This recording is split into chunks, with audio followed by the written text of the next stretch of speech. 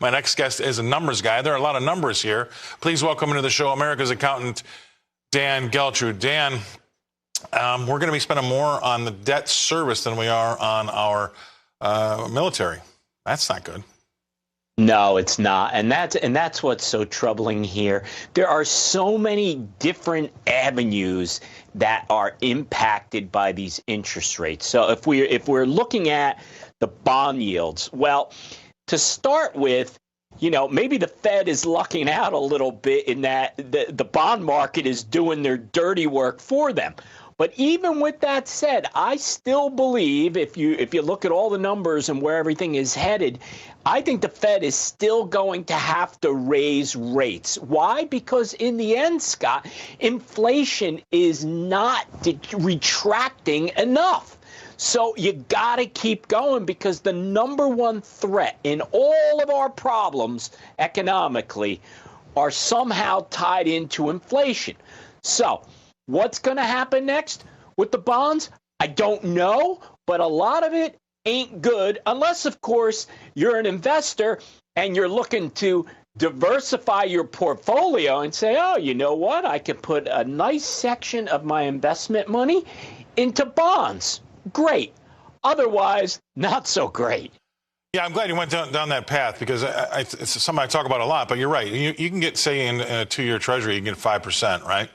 And 5% to sit here and wait and see what happens with these interest rates, Russia, China, now Middle East and Hamas. I mean, it might not be a bad idea to take the 5% because I'll say this, to push the boat out now to try to get a big return and hit a home run, I don't know. I'd be much more rather to see if I can play some small ball, keep my cash, take the 5% and wait and see what happens. It's hard to make an argument against that to me. What do you think?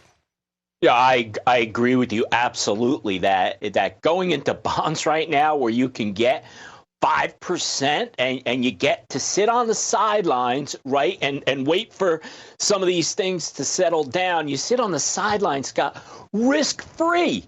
Risk-free. So, I mean, to me, that's an opportunity that you just can't pass up. Now, I would not tell investors, pull out of the market. No, not at all. It's all about diversity because bonds weren't so great for diversification before this. But now it's a great move. Yeah, and so if you're right, and I think you are, and I think I'm going to be right too, but we've got some economic headwinds. If not, they're bigger than economic headwinds, maybe a hurricane or a tornado. Then ultimately you'll see some of these rates get cut because of some sort of calamity that happens out there. Now that might be well into 2024 when and if that finally does happen. But then those 5-year % bonds that you bought are going to look pretty good out then, right? Oh, yeah, they are. Listen, those 5% bonds are not going to look bad for a couple of years under any scenario because after those couple of years, hey, depending on what's happening, you could jump right back into the market if the opportunity is there. I mean, these things keep hitting my desk like this, these delinquent loans on these subprime auto loans, 6%. A 6% rise in September, the largest since 1994. Those types of things keep drip, drip, drip. It's like a water torture. And at some point in time, that dam's got to break, right?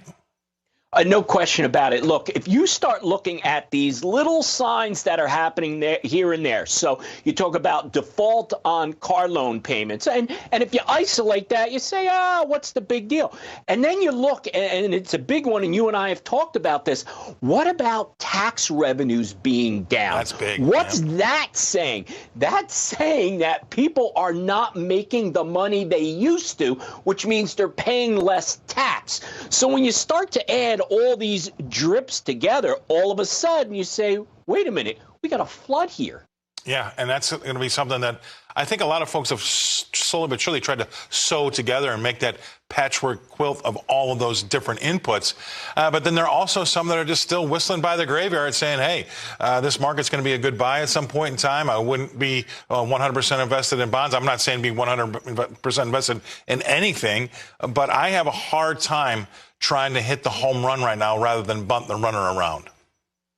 No, I don't think anybody should be looking to swing for the fences right now. Scott, it is about small ball. It's about those singles and doubles. It's about staying in the game. It's about saying, hey, extra innings may not be a bad thing. Right. Time is on my side.